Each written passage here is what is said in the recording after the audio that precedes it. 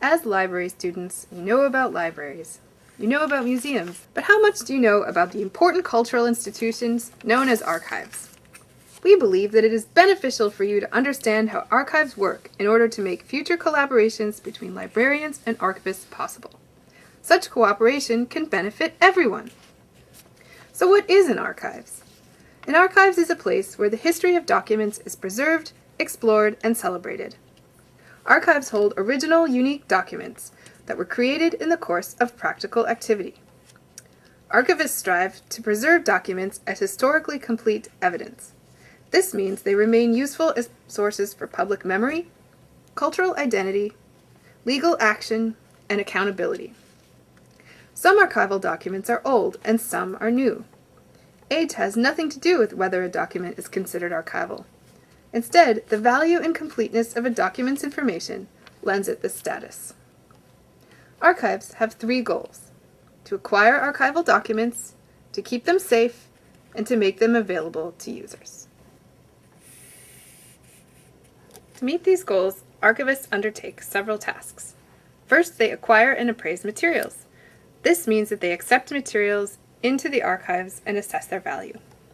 To accomplish these activities, it is helpful for archivists to know about things like the history of records and record-keeping, legal systems, and paleography. Once the documents are in an archives, archivists care for their physical well-being through a process called preservation. They are also concerned with protecting the intellectual integrity of the documents. To do this, they work to preserve the relationships that exist between documents and people, documents and actions, and documents and other documents.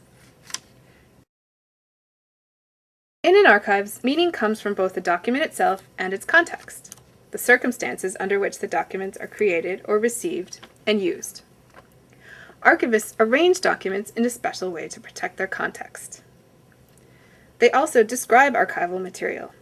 This includes creating finding aids or other tools to help users locate documents. To this same end, archivists also offer reference services to help users navigate the archives, educate them about the use of archival documents, and find the information they want.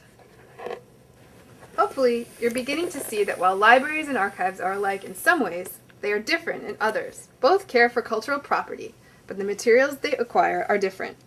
While libraries hold published materials such as books, magazines, audio recordings, and movies, archives hold mostly unpublished material such as personal correspondence, business records, and photographs.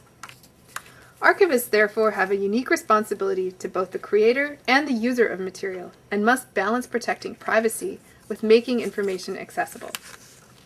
Libraries commonly use author, title, and subject to organize their material.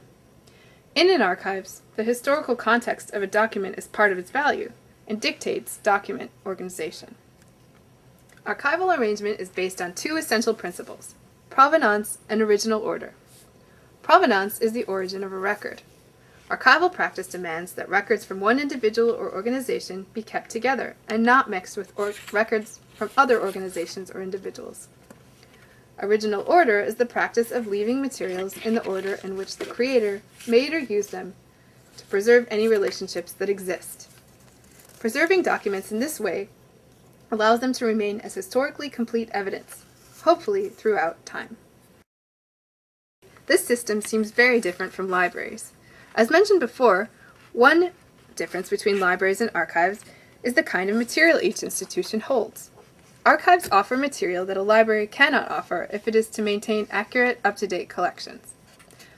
Another difference is that archival systems are less intuitive, and it is therefore best for users to understand how an archives works in order to find the material they need. Another important difference is that material in an archives cannot be removed. Because libraries and archives have different approaches, it's no wonder that these 2 institutions have developed independently and remain somewhat isolated. Why then should these radically different institutions form a partnership? The answer lies in the desire to offer the greatest possible breadth and depth of information to users. Part of this process is to identify barriers that exist between these institutions' differing organizational cultures. Breaking down these barriers will provide greater access for all. Let's think about some of the ways that users might use both a library and an archives to meet their information need. For instance, when visiting an archives, it is important for the user to be knowledgeable about the subject they are researching. Libraries can connect users with resources that will provide helpful background information. Similarly, library users may require original or source documents to learn what they want to know. The bottom line is that the more librarians know about archives, the more they are able to helpfully direct patrons to these sources. The same is true for archivists who are knowledgeable about related library collections. From these humble beginnings, we invite you to imagine the fruitful possibilities of collaboration. We could use the internet to share and link metadata between institutions.